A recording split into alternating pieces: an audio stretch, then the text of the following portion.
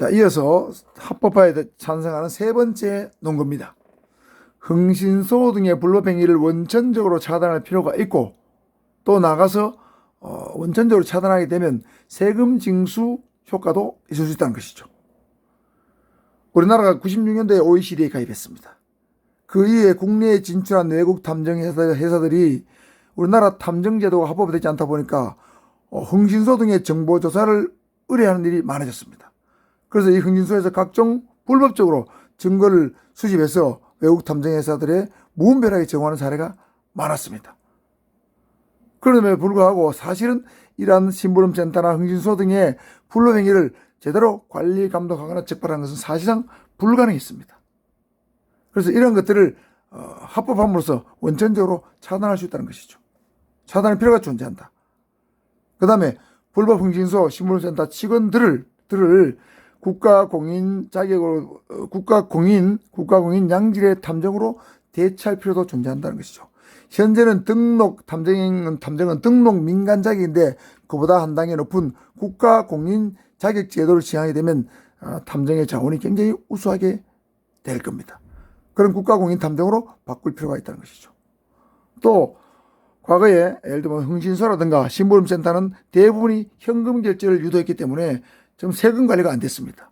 그러나 이 탐정을 합법화하면 대부분 카드 결제가 될 것이고, 그러면 자연히 세수가 증가하는 어떤 간접적인 효과도 얻을 수 있다는 것이죠. 네 번째입니다. 전직 검찰이나 경찰 수사 요원의 전문성을 바로 사설 탐정이 되면 활용할 수 있다는 것이죠. 주로 아마 이 혜택을 볼 수 있는 사람들은 전직 수사과, 형사과, 여성청소년과 수사 요원들이 될 것입니다. 그 다음에 그로 인해 가지고 이런 분들이 퇴직해서 사설 탐정 업계에 뛰어들게 되면 역시 엄청난 고용 창출 효과가 기대됩니다. 지금 현재 정부도 굉장히 경제 문제 때문에 곤욕을 치르고 있죠. 어려움이 있습니다. 고용 문제가 심각한 문제가 되고 있죠. 사설 탐정이 합법이 되면 엄청나게 많은 사람이 사설 탐정으로 일을 할 수 있게 될 것입니다. 여섯 번째는 성인 1000명을 대상으로 여론조사를 해봤더니 사설 탐정 제도를 빨리 도입할 필요가 있다 하는 사람들이 85% 정도 되었습니다. 국민 대다수가 원한다면 도입해야 되겠죠. 그다음 마지막으로는 OECD 35개국 중에서 유일하게 우리나라만 불법이라는 것이죠. OECD 35개국은 왜 이걸 불법하지 않고 합법화 시켰겠습니까? 그만큼 사설 탐정의 어떤 존재 가치가 있기 때문이 아니겠습니까? 이런 것도 하나의 찬성의 논거가 될 수 있다고 저는 생각합니다. 자, 그렇다면 합법화를 반대하는 논거도 또 역시 존재합니다. 사회의 모든 제도는 찬성과 반대가 존재할 수밖에 없는 것이죠. 자, 첫 번째 논거로는 역시 여러분이 생각하는 인권 침해나 사생활 침해가 굉장히 우려되는 것이죠. 합법적인 공권력, 즉 검경 같은 국세청에서도 수사 과정 또는 조사 과정에서 인권 침해, 사생활 침해, 예를 들면 미행, 불법 추적, 위추적 이런 거 있죠.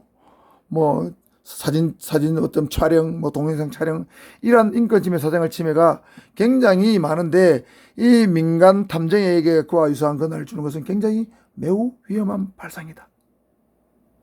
두 번째는 검경 국세청 공무원이 퇴직 후에 민간조사업체 또는 탐정업체에 취업을 했을 때 공무원 신분일 때 알게 된 정보를 바로 사실 사설 탐정 업무에 악용할 수도 있다는 것입니다. 세 번째는 자질이 부족한 탐정을 양산할 우려도 존재한다는 것이죠. 현재 전국에 사설 탐정 교육기관이 좀 있습니다. 그런데 이 교육기관을 보면 하루 만에 탐정 교육 자격증을 따는 사람도 있고 석 달에 걸쳐서 따는 사람도 있고 일주일 만에 따는 사람도 있고 다 달라요. 그래서 이게 탐정이 되는데 너무 이 격차가 큽니다. 자질이 좀 제대로 된 교육을 받은 탐정과 받지 못한 탐정이 공존합니다. 그래서 탐정 서비스의 질이 저하될 우려가 존재한다는 것이죠.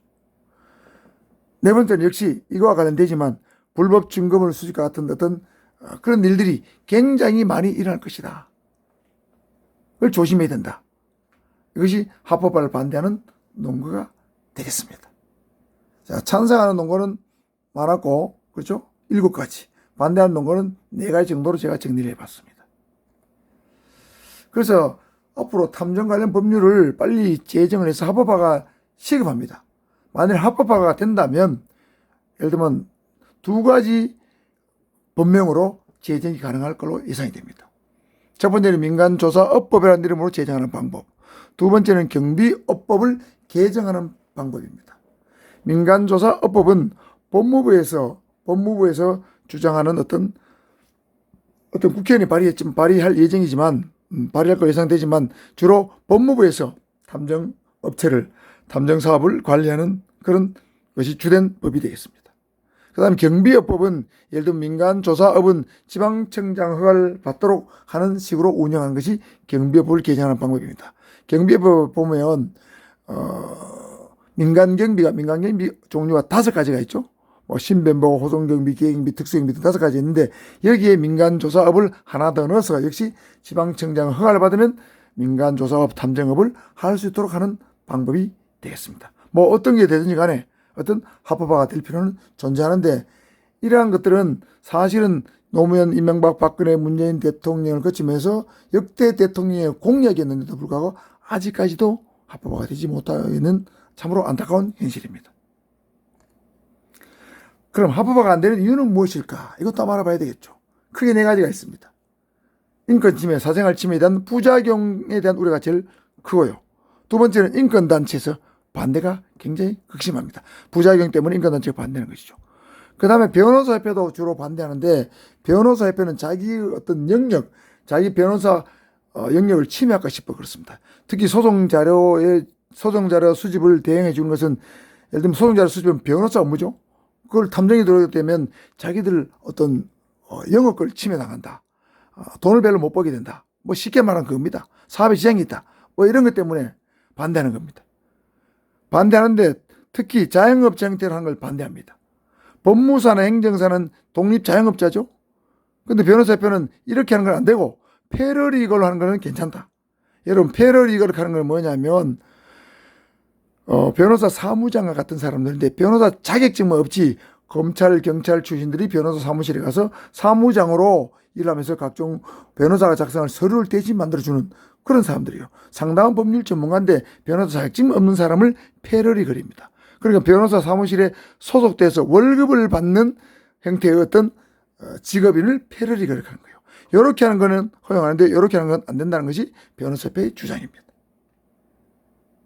그 다음에는 바로 소관 다툼 때문에, 주도권 다툼 때문에 안 되는 겁니다. 법무부와 경찰청이 서로 사설 탐정 자격증을 주는 것에 대해서 서로 관리하겠다 합니다. 자, 민간조사업법, 요거는 법무부에서 관리하겠다는 법이고, 경비업법은 경찰청에서 이걸 관리하겠다는 내용입니다. 자, 그래서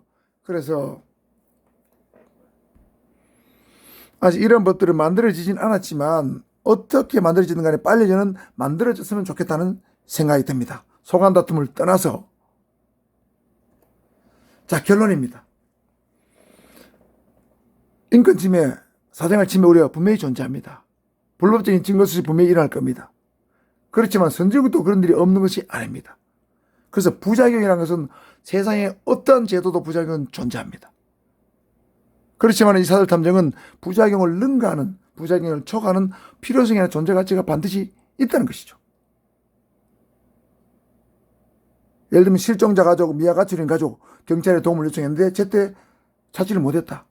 그럼 피해자 가족들은 어디 의지하겠습니까? 국가가 공권력이 못 해준다면 뭔가 도움을 받을 하나의 어떤 기관이 더 존재해야 되겠죠. 바로 그런 것이 사설 탐정이기 때문에 외국도 합법화되어 있는 겁니다. 다시 말해서 국가 공권력의 공백을 메꿔줄 수 있는 또 하나의 준 공권력이 저는 사설 탐정의 합법화다. 저는 그렇게 생각을 합니다. 그런 의미에서 사설 탐정 제도는 선택이 아니라 필수다. 그래서 빨리 합법화돼서 모든 국민들이 사설 탐정, 민간조사원의 도움의 손길을 받는 그날이 오기를 저는 간절히 기대하고 있습니다. 자, 이상으로 사설 탐정 제도에 대해서 찬반 토론에 대한 논거 결론까지 한번 살펴보았습니다. 찬성론을 다시 한번 살펴볼까요? 자, 국가가 기하는 수사의 공백을 보충해 줄 수 있다. 정보 비대칭을 해소할 수 있다. 각종 소송에서 흥신소 등의 불법 행위를 원천 차단할 필요가 있고 세금 징수 증가 효과가 기대된다. 전직 검경수사요원의 전문성을 활용할 필요가 있고 고용 창출 효과도 크며 여론조사 결과가 굉장히 도입을 찬성하고 있고 OECD 국가 중에서 유일하게 불법이기 때문에 합법할 필요가 있다는 것이죠. 반대하는 논거는 역시 인권 침해, 사생활 침해가 굉장히 우려된다. 그로 인해서 불법 증거물 수집이 될 가능성이 매우 높다. 그 다음 전직 검경 공무원이 사적 용도로 이 사설탐정 공무원 신분 시 알게 된 정보를 악용할 수가 있다. 그 다음에 아주 자질이 부족한 탐정을 양산할 우려가 있기 때문에 반대한다. 뭐 이런 논거가 되겠습니다. 자, 여러분 이제 충분히 이해를 하셨죠? 사설탐정은 어떤 분야에서 일을 한다. 그 다음에 어떤 존재 가치가 있다. 뭐 이런 걸 여러분 이제 전반적으로 이해를 하셨을 걸로 생각이 됩니다. 자, 오늘 사설탐정에 관한 영상 이걸로 모두 마치겠습니다. 여러분이 좀 도움이 되셨습니까? 도움이 되셨다면 구독과 좋아요도 팍팍 좀 눌러주시면 더욱더 제가 열심히 영상을 만들어 보도록 하겠습니다. 감사합니다.